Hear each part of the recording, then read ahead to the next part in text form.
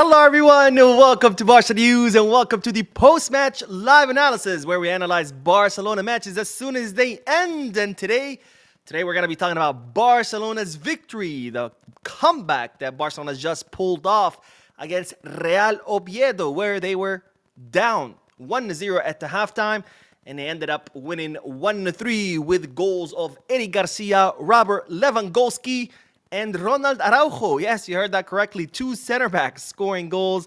And of course, Robert Lewandowski doing what he does best, which is, well, scoring goals. Now, let's, as always, talk about starting with the lineup. Then we'll talk about my general sensations about the team's performance. And then we'll talk about individual players.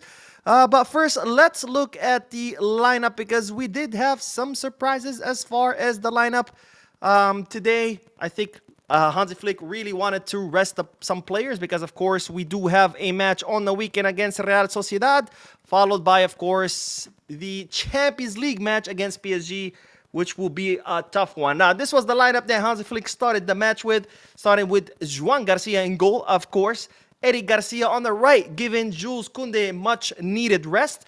Today, the two center backs, Pau Cubarsí and Ronald Araujo, switching things around there. And then, of course, Gerard Martin in the place of the injured Alejandro Balde in a double pivot. Pedri and Marc Casado giving rest to Frenkie de Jong. The three in front of them were, of course, Rafinha replacing the injured Lamine Yamal. Dani Olmo, who's, of course, replacing the injured Fermín López. Or maybe not. I don't know. We still don't know who's the starter in the attacking midfield position. And then Marcus Rashford on the left, replacing Rafinha, who's, of course, on the right. And then finally, Ferran Torres up front. Now, I want to talk about the general sensation in regards to the team. But first, I want to say something about Real Oviedo. And that is that I really liked what I saw from Real Oviedo. I think they were a team, they tried to play head-to-head versus Barcelona. They were fearless.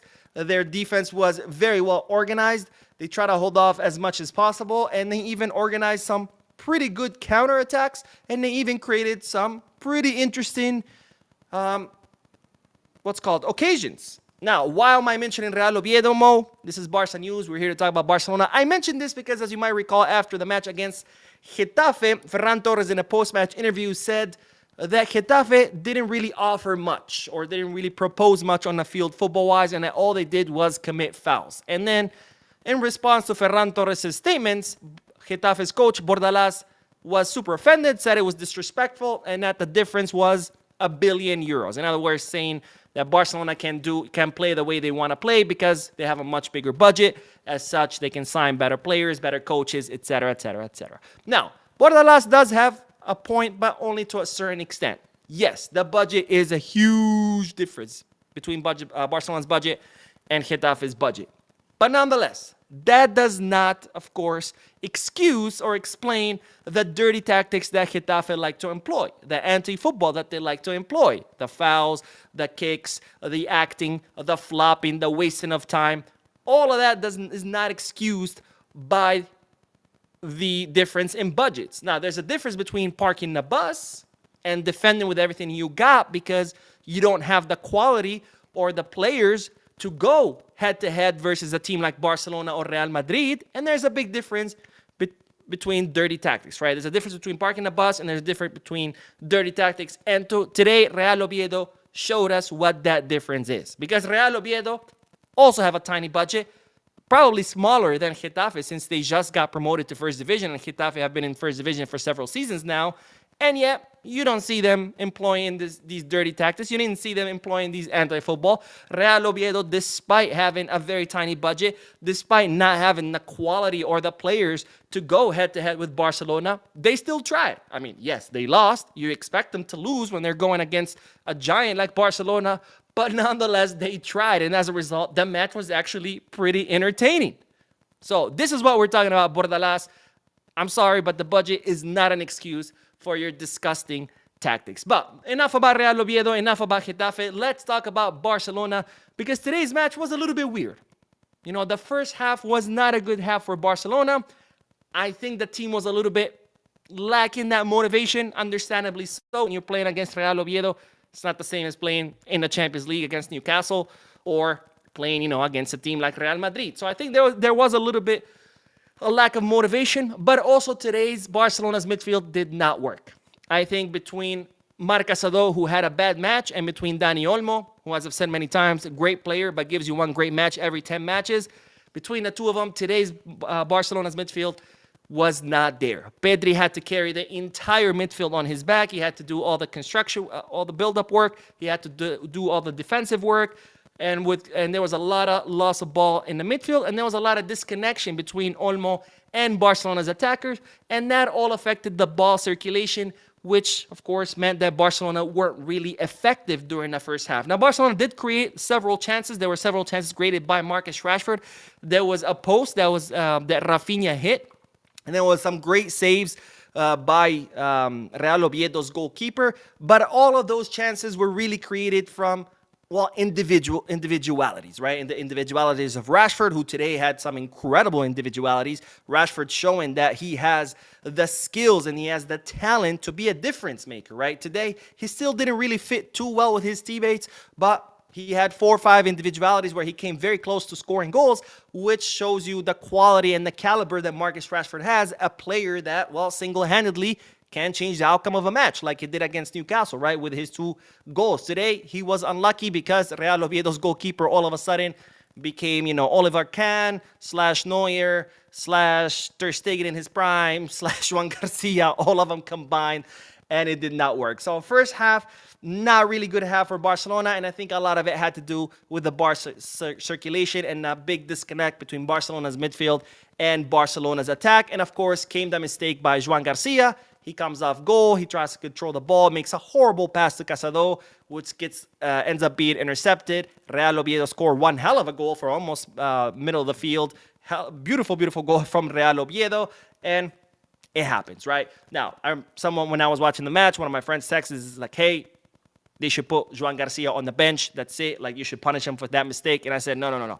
This is not what you do in this kind of situation, because this is Juan Garcia's first and only mistake of the season. Now, don't get me wrong. The season has just started, but still, that was his first mistake. And I'm pretty sure he's already beating himself up over this kind of mistake, and it's already eating at him. So what do you do in these kind of situations? You don't bench him. In these kind of situations, you bring him during the halftime. You sit him down. You said, look, you made a mistake. That's okay. Learn from it. And if you feel bad about it and you want to make up for it, you're going to make up for it by going back onto the field and being the great goalkeeper that you are, because I trust you. That's what you do in those kind of situations. That mistake is probably weighing in on Juan Garcia. It's probably eating him up. So you don't add to it. You don't compound to it. Instead, you put his mind at ease and say, look, mistakes happen. That's okay. Learn from it. I still trust you. You're still my goalkeeper. You're still my number 1. So go out there and continue to be the great goalkeeper that you are. That's what you do in these kind of situations. Because if you were to bench Juan Garcia to punish him, guess what? There goes his confidence. And the worst thing that can happen to a goalkeeper is lose his confidence. A goalkeeper has to have 10 times the confidence of any other player on the field, because it's just them, right? It's them against the world. So the worst thing you could do is hammer at his confidence by punishing him. So I think, obviously, Flick did the right decision. I don't think it was ever even considered, which is keep Juan Garcia on the field despite that egregious mistake that he did. He pulled a Chesney pretty much. I don't know if they've been hanging out for too long, and he was like, Chesney, I'm going to copy you. I'm kidding, of course. Now, second half, completely different story. Why? For 2 reasons. A, because we have a coach named Hansi Flick who, A, can notice when things don't work, B, knows what to do to fix what's not working, and C, doesn't have a problem doing it. Now, these all might sound the same, but not really. Because there's coaches out there who will choose a lineup, and then if it's not working, they don't even realize it.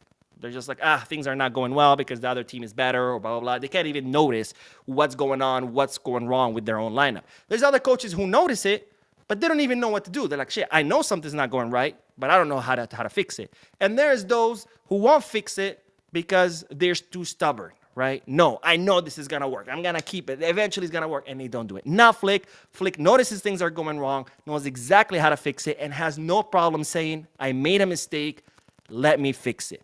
The second reason why it was a completely different story in the second half, Frankie de Jong. Today, Frankie de Jong completely changed the outcome of the match. He came in and immediately changed how the team was playing, because there was a huge disconnection between the midfield and the attack. Frankie de Jong today completely fixed that. And as soon as he came in, the ball circulation improved by tenfold. And all of a sudden, we're not having a hard time circulating the ball quickly and connecting with our attackers. And then comes the new Mr. Remontada, Eric Garcia. Used to be Sergio Roberto. They used to call him Mr. Remontada. Remontada is a comeback because, of course, his goal against PSG when Barcelona won 6-5, or 5-6, I should say. Well, now we have Eric Garcia because I think this is his third remontada that he starts it, if I'm not mistaken. Great cross into the box. Ferran Torres does a beautiful turn. He tries to score it. By the way, if the goalkeeper, Real Oviedo's goalkeeper, was not there to block Ferran Torres' shot, that would have been one hell of a goal, because the way Ferran Torres receives the ball with his back to the goal, turns and able to kick it. Beautiful, beautiful move. It gets blocked, but Eric Garcia is there. Right place, right time, pushes it in. And then, of course, comes Robert Lewandowski with, by the way, the guy who changed the whole outcome of the match, Frankie de Jong. Frankie de Jong puts out an exquisite pass to Robert Lewandowski. I mean, that ball had Lewandowski's name and address on it, and it was shipped directly to him by FedEx, right to his head. Beautiful pass by Frankie, and even more beautiful execution, because Lewandowski has two players on him. He has a defender in front of him. He has a defender right next to him that jumps with him, and despite that, he is able to put that ball in goal, which goes to show that Lewandowski, ladies and gentlemen, the guy who some people said he's too old, he's finished, his grandpa kicked him out, this guy continues to prove time and time again that when he's in the box and he gets a ball, it's over. This guy's an absolute killer in the box, one of the best number 9s of our generation. He had another play where he brings down the ball with his chest inside the box, kicks the ball from almost the outside line, the out-of-bound lines. I mean, it was almost an Olympic goal. Impossible angle. Only Lewandowski can do something like that. Of course, Real Oviedo's goalkeeper was there, but nonetheless. And finally, a goal by Araujo. By the way, the first goal, the play was started by Araujo. Marcus Rashford passes the ball to Araujo. Araujo runs to the back line, crosses it into the box, and that's when Ferran Torres tries to kick it, gets blocked. Eric Garcia pushes it in. So Araujo starts the chain reaction for the first goal, and then in the third goal, he's the one who scores it from a corner kick. Beautiful header by Ronald Araujo, who had, by the way, a great game. Now, we're going to talk about individual players, but again, overall, not a great first half of Barcelona due to that lack of ball circulation, because the midfield was completely off. Second half, much better. 3 goals. Again, game was completely changed by Flick's adjustments, by Frankie de Jong's incorporation into the midfield, and of course, Eric Garcia, Robert Lewandowski, and Araujo, who scored the goals. Now, let's talk about individual players that I want to mention. Again, Joan Garcia, bad mistake. It happens, okay? That's it. Let's move on. I've seen some talks on social media. Oh, he sucks. Let's stop with the nonsense. First mistake. Mistakes are going to happen. They're part of the game. It happens. Done. There's not much to say. That's not going to change the phenomenal season that he's having so far. Now, if he continues to make egregious mistakes, then we can talk about, oh, there's something wrong. But just because he had one mistake, there's absolutely nothing to say. Done. Move on. Ronald Araujo, really great game in the attack. I think he was really good. You know, like I said, he started the first goal. He scored the third goal. Defensively speaking, he did a good job. He saved some pretty some good attacks. He intercepted some good attacks. But I still see him as the defender of the physical profile kind of defender, right? All the interceptions that he had, whether it would be passes or whether when he went head to head with Real Oviedo's attackers, I felt like every single time he won because of his physicality, right? Which is not bad, right? This is that great profile to have on your bench when you need someone physical, someone tall, someone big, someone who can race down and chase down attackers. That's Araujo, and that's exactly what he did today. And today it worked great. I think Araujo had a great match. Gerard Martin had really good 2 matches last time. Today he was absolutely getting cooked. It happens. In the midfield, like I said, Olmo, Cubarsí, terrible match by the two. As soon as Frankie de Jong came in, completely changed the face of the team.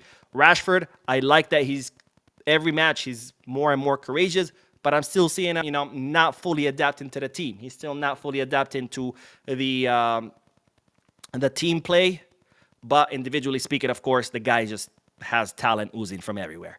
And we saw it today with his individual plays. I mean, if it wasn't for Real Oviedo's goal, he probably would have had a hat trick. Absolutely phenomenal individual plays by Rashford. Of course, with time, his adaptation will complete. And once he has both the individual plays plus the team plays, I think Rashford is going to be absolutely unstoppable. Not the best match of Ferran Torres, but nonetheless, he was out there. He was trying. And of course, Lewandowski came in and showed us why. Well, he is Lewandowski, because that guy in that box, absolutely unstoppable. That's all I have to say about today's match. Let's do a few more comments to see what you guys think. And then, of course, I will be doing a news video later tonight. Raul Davidson says, "Hi, Mo. Hope you enjoyed today's match. Even though we didn't play to our best, there's room for improvement. I love the fact that Ferran is giving Lewy a run for his money in the attacking position." I don't necessarily think that's what's happening. I think it's more of a Flick is being more strategic when he has to use Lewandowski. I think with Lewandowski's statements when he said at the beginning of the season where he's going to be looking for more quality minutes versus quantity, because last season there was a lot of times where he felt he was tired, and then towards the season he was injured. He wasn't even able to play. So I think this season Flick is going to be using him less. But I don't think it's because Ferran is giving him a run for his money. I think it's because Lewandowski's 37. And if Lewandowski said that to the press when he was like, hey, there was a lot of times I was exhausted last season, he for sure said that to Hansi Flick. So I think it's more of a being more strategic when you play Lewy. You know, he started last match. This match, he came off the bench. Real Sociedad, he might come off the bench, and then he might start against PSG. I think we're going to be seeing that. Back and forth, because we've seen what Lewy can do. Lewy's an absolute box killer. And the last thing you want to do is play him 90 minutes of every match, and then his effectiveness, that killer instinct, eventually is going to get overshadowed by exhaustion. So I think Flick doesn't want that. So he understands that he has a killer at his hands, but that killer is also 37 years old. So he's going to use them in a more strategic way. I'm sure there's going to be plenty of matches he starts, and I'm sure there's going to be plenty of matches where he's going to have to come off the bench, and some matches where he might not even play at all. I think it's just a matter of age, and it's just a matter of preserving Lewandowski. This was not a match to tire Lewandowski out. Against Real Oviedo, this is not a match you use him as a starter. So I think that's what it is. I think we're just being a little bit more... Flick is being more cautious with Lewy. Zach says, Rashford slowly gaining confidence. I like that, Mo. Yeah, absolutely. Like I've said before, and I'll say it again. Every match that Rashford plays is better than the one before. Today's match was better than his match against Getafe. The one against Getafe was better than the one against Newcastle. Even though Newcastle, he scored 2 goals. Every time he seems more confident. He seems more daring. He's trying more things. Of course, he still needs some time to adapt to the team, but I have no doubts that that's going to come with time. And Wiz says, Ferran refuses to play in the left wing position, creating a bottleneck at the striker position. Olmo had to play left winger because Ferran refused to move over to that position. Well, Ferran was playing as a center forward, so there's no reason for him to move to the left. So yeah. Let's see. Oh, why is my mouse acting up? It's like I try to scroll a little bit and it just shoots all the way down. Let me see. Jules says, always a pleasure to watch you live. Keep it up, Mo. You are the best. Thank you, my friend. Thank you for joining, and thank you for your comment. D. Bester says, hey, Mo, I'm happy to be here. I'm happy that you are here and that all of you are here with me. And Raul says, Mo, I need every delusional fan who keeps saying Rafinha is better than Yamal, sentenced to prison.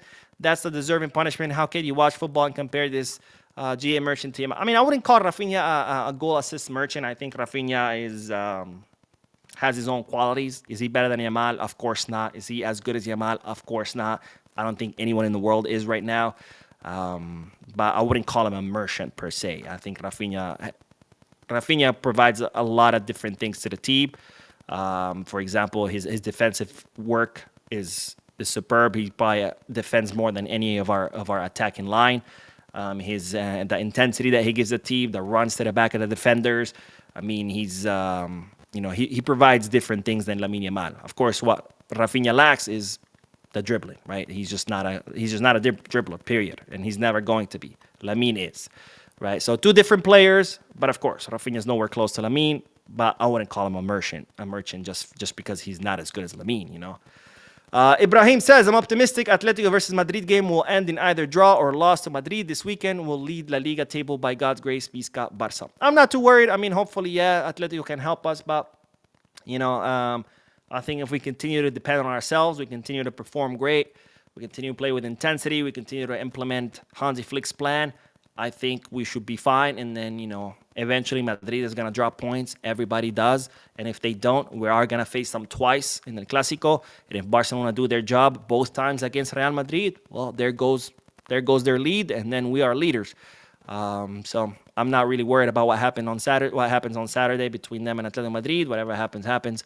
I don't really care. I think right now we just got to depend on ourselves. And like I said, Madrid will eventually drop points. And if they don't, well, we'll have to make them drop points when we play against them. The Jeff says, we surely need to sell Olmo in the summer. I used to rate him highly, but we can't sell a player who has 3 good games out of 10. A good player, he's average. I'm getting fed up soon. That's what I've been saying, man. But for the longest time, when people were just saying, oh, Mo, you're just a hater. You just hate Olmo. Oh, you're just a hater. And people just say that when they try to dismiss your argument by just saying you're a hater. They've already lost because they have nothing to counter your argument with, right? So instead, you're just a hater. That's it. Well, why? Oh, you're just a hater. Okay, give me a reason. You're just a hater, right? And I think we're seeing it. Olmo, when he is having a good match, amazing player. He can operate in very tight spaces. He can combine amazingly with his teammates. He has really quick thinking, really quick decision-making, great decision-making. I mean, his match against Getafe, that heel pass to Ferran Torres when Rafinha puts the ball to him in the box, that's the kind of thing that Olmo gives you. But it only happens once in a blue moon. And you can't spend 60 million euros on a player that's either injured or is having a bad match. When you spend 60 million on someone, it's because they're going to give you, 6, 7 out of 10 good matches, right? Not 10 out of 10. That's absolutely impossible. Not even Messi can give you 10 out of 10 matches, but maybe 7. But Olmo, he gives you 2, 3 out of 10.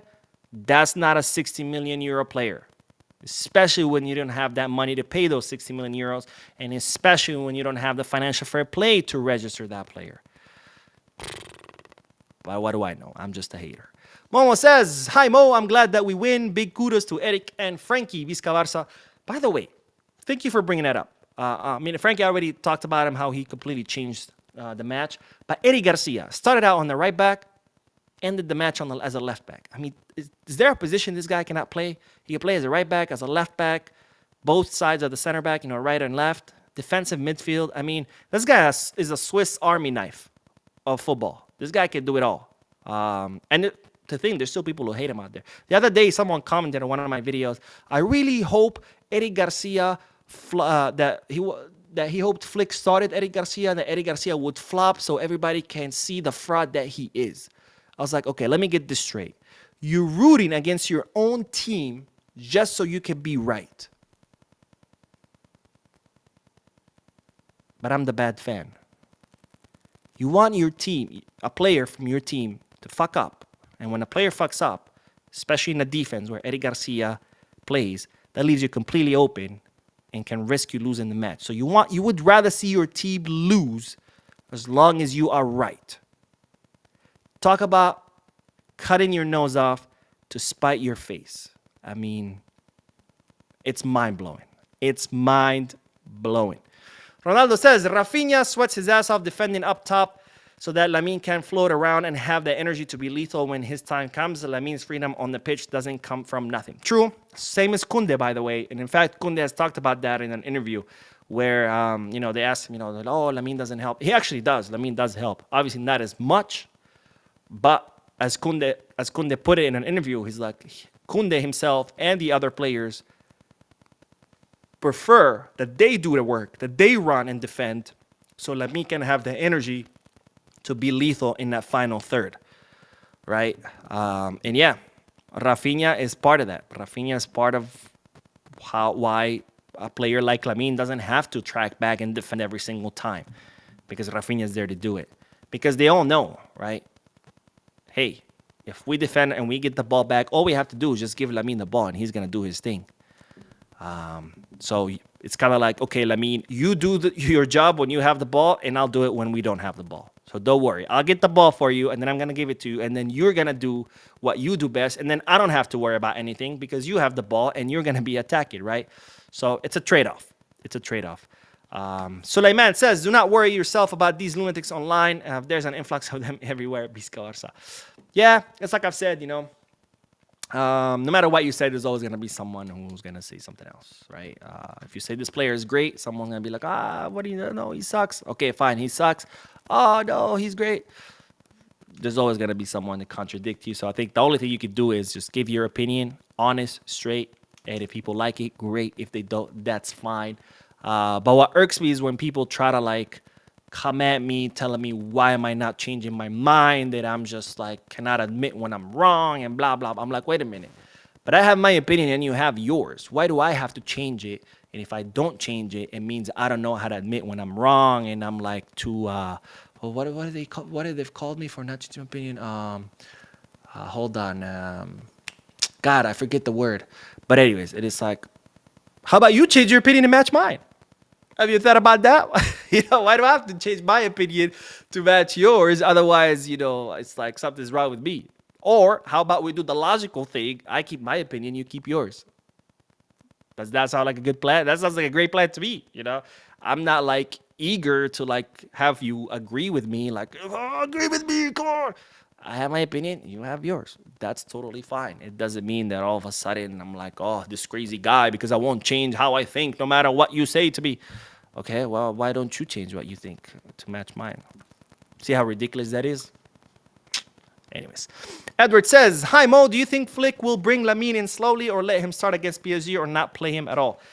I think it's all going to depend how he feels, right? If Lamine, let's say, is recovered by the Real Sociedad match, maybe he would put him in a few minutes and then can start him against PSG. But if not, then maybe he would just bring him a few minutes. My sensation is, and again, this is a total guess because we don't know how Lamine's going to wake up tomorrow or on Saturday or on Sunday or on Monday.